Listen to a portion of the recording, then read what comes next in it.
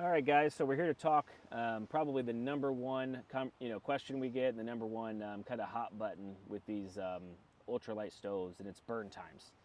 And I'll go ahead and tell you now, if you think we're going to say, hey, you're going to get exactly 10 hours of coal life out of this stove, that answer, I'll answer it for all stove companies. It just can't, it's not that simple. There's a lot of components, A lot of variables. a lot of variables that need to be considered. We'll go over a couple of those, but I will tell you that one of those variables is the size of fuel, the wood, the amount of wood that you can put in, the condition of the wood, if it's a softwood or a hardwood. But this stove Is it does wet? Is it dry? Yeah. This stove does lend itself to much longer burn times and coal life for the simple fact that, especially in excavation mode, you've got like 2,500 cubic inches of space, which is for the weight, the largest stove that'll be on the market. And it's also got the soil that's working to insulate those coals and help you bank those coals. One thing I'll tell you, softwoods versus hardwoods. When we're out west, it seems like softwoods is usually what we have to burn.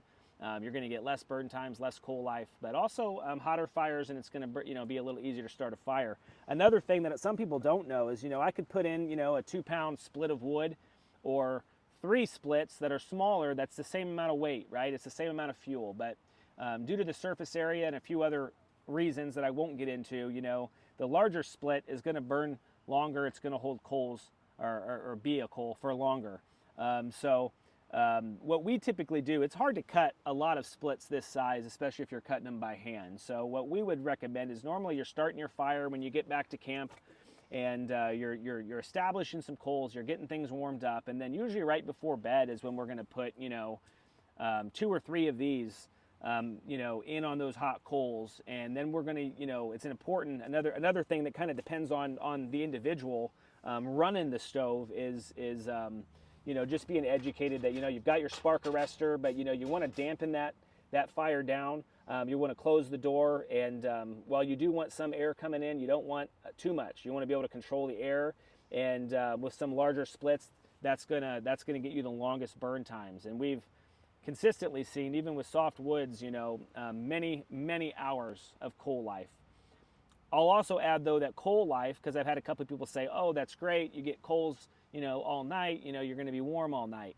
That's not necessarily true. I would say that the flame correlates really well to heat, but once that heat's gone and you've got coals, yes, it's still warm to the touch. Mm-hmm. It's probably still contributing to being a little warmer inside the tent, but once those coals are down to just small coals, it's not competing with all the airflow and the non-insulated tent. It's going to cool off. But hopefully the idea is you can wake up and open your door, you can dig down, and you'll see that there's actually some good coals still in the fireplace or still in the stove. Yeah, and waking up in the morning and having usable coals, or whether it's waking up in the middle of the night, it's been 5 or 6 hours, and having usable coals is just a game changer to be able to take those splits, stick them in there, open the door, maybe open the dampener a little bit, let some air get in there. Maybe you got to blow out a little bit, but to all of a sudden just have that kick on and have fire again, go back into your sleeping bag is a game changer. Where with other stoves we've used, the box stoves that are off the ground, it's an uninsulated coal bed, that air cools the bottom of that quickly, so about the time the fire goes out, the coals don't latch too much longer, and you're getting fire starters, and you got to start with your small stuff and work your way up to your big stuff until you can put another big split back in. So with this, to have long-lasting usable coals is just a game changer. Yeah, and we're not here to make guarantees, but with one exception. If you run this right, or really just however you're running your current stove, if you put the maximum amount of wood you can in that one and the maximum amount in this one, and it's going to burn longer. You're going to get more fuel in it, and you've got the ground as an insulator. If you don't believe me, you can Google or ChatGPT it. This will burn, and I'm not talking minutes longer. It'll be substantially longer if you're running things the same way you do with your current, ultralight titanium stove. So, yeah, it works well for us, and I think you'll be impressed. That was one of our main goals when we came up with this idea: is how do we get coals that, and I'm careful to say last all night, because I even know for some people that's 6 p.m. to 8 a.m. right? And for me, if I can get 5 or 6 hours of sleep in the backcountry without waking up or having to use the bathroom, to me that's all night. So it really depends on who you're talking to. but you should have coals for substantially longer. I'll leave it at that. Substantially and noticeably longer than the other box stoves that just, you know, they're exposed at the bottom on all 6 sides. As soon as that fire's out, those coals are just, you know, that titanium isn't an insulator, so they're being cooled pretty much instantaneously. So the idea of being able to hold coals for a long time. But, you know, we did notice there is a potential negative that you need to be aware of. And that negative is, you know, normally, you know, we're creatures of habit. You know, we get up in the morning, we throw a few new splits in there, we make our coffee, we warm up before we go out hunting for the day. And normally in our other box stoves, you know, you start that fire, and by the time you get dressed and warmed up and have your coffee, you know, the fire's out.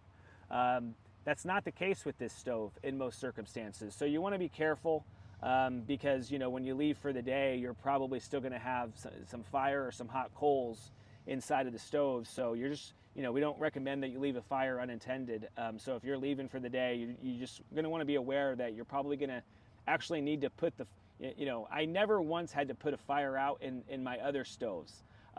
You regularly are going to have to put the fire out or put the coals out before you leave for the day, and we do recommend that you do that so you're not leaving anything unattended. Yeah, whether you're going hunting for the day, taking off, you're going hiking for the day, you're going 100 yards to go fish, if you have hot coals in there, it is not safe to just leave this completely unattended and have those coals in there just doing their thing. So that might mean you got to get some water, put it on there, but just safety is number one. We have a page on our website just dedicated solely to safety.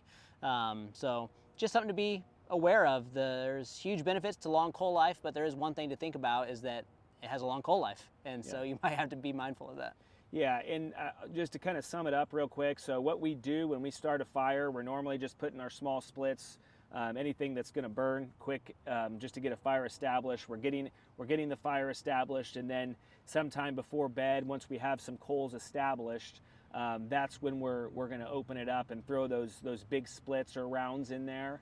And that's when we're going to really start taking advantage and dampening the stove down, shutting the door completely, making sure that we have a minimal amount of air and it's, you know, dampened down as much as possible. And that's what's going to give you, you know, allow you to kind of set in for the long haul and have the maximum burn time and coal life.